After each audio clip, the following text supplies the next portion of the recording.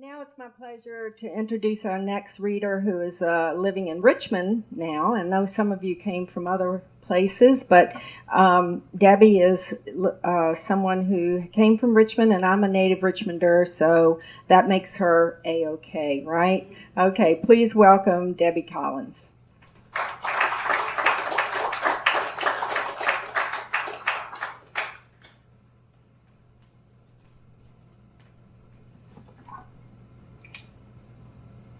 Can you hear me okay? Yes. My first poem is a love poem of sorts for my husband. He was in the hospital recently, and this is what came out of it.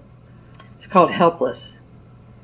The angels with their white souls keep interrupting our fragile peace, while the monitors bathe your face in eerie red.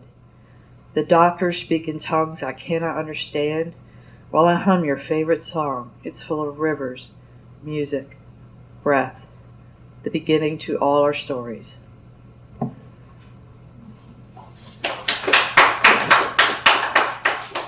And this is one my husband thinks is about him. It's called He Says. I am fierce. He says I'm fierce, with my hair on fire and slash of a grin destroying all his good intentions. His hands write a song on my body. The lyrics thrum like jazz alive in a smoky room. I devastate his jutting hip bones and sharp shins as he falls apart above me. I wake to find his face a regrettable blur against the pillow. I make a pot of coffee and drink it all myself. He thinks I'm terribly beautiful. He says I'm fierce. My next two poems are about living with a mental illness, which is very close to me. So the first one is called Mania. My face is a fire, lit from within by a brilliant madness. I want to harness this kinetic energy for something useful, like burning down buildings or felling trees. I'm alone in my head, ready to release and relinquish this terrible secret upon an unsuspecting world.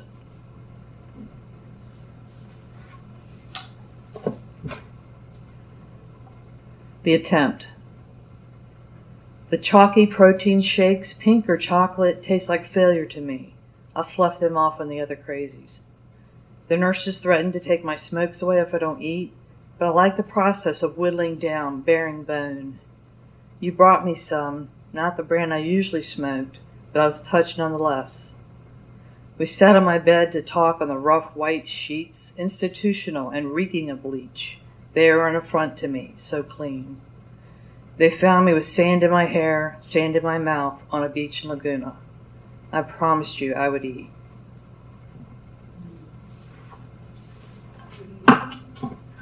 My next few poems are about neighbors, good and bad, mostly bad. The first one is from the anthology. It's called Tiny Murders. My street sparkles with broken glass, which I contemplate as the old guy next door screams at his wife, his cursing and railing reaching me on my front porch steps. I can hear the hoods down the block on their balconies throwing crumpled beer cans at the passers-by below. They hoot when they hit one, so happy with themselves. Meanwhile, last Tuesday, kids on bikes shot an innocent man as he left the laundromat down the street. I heard the clothes flew from the basket he held to his chest. T-shirts and white socks littering the sidewalk with the candy wrappers and old dog shit. Just another tiny murder. This poem is about a neighbor right next door who kind of lost his mind and decided to display it for the whole neighborhood to see. He moved to California, so we're very happy.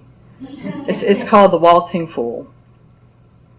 The neighbor has parked in my space again, and I am unreasonably pissed, but I'm too afraid to say anything. His wife said he's been off his meds for weeks, and then she moved out last Thursday. He strews furniture and pots and pans across the lawn and into the street. There's a sofa cushion, an ironing board, a ladle, a potted plant. I just don't know what to say that won't sound like a cloud of lies. I'll leave him to his manic waltz as he falls apart piece by tiny piece, surrounded by forks and knives and dirty sheets.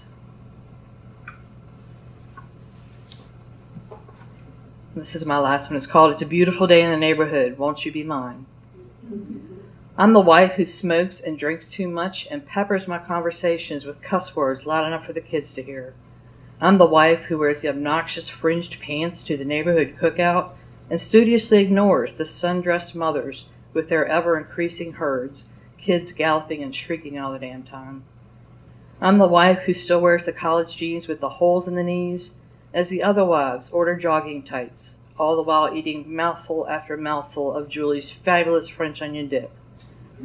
I'm the wife who hates the cocktail parties and the cookouts and the Christmas parties, who hates the SUVs and the manicured yards and the strollers. I could kick your kids at any second and steal your husband with a look. I'm the bad wife of the neighborhood. I am chaos waiting to happen.